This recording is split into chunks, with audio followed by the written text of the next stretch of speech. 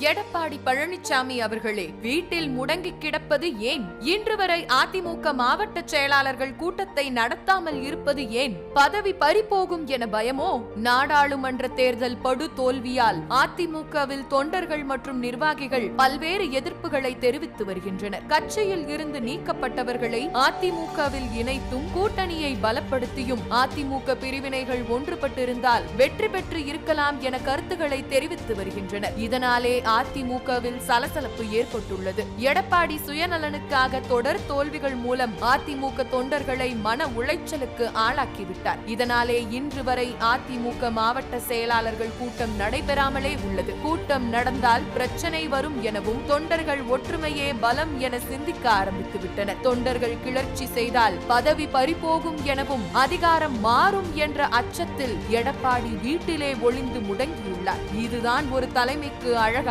தமிழ்நாட்டில் அசைக்க முடியாத கட்சியாக இருந்த அதிமுகவை இழிவுபடுத்திய எடப்பாடியே ஒற்றுமையே பலம் என உனக்கு புரியவில்லையா?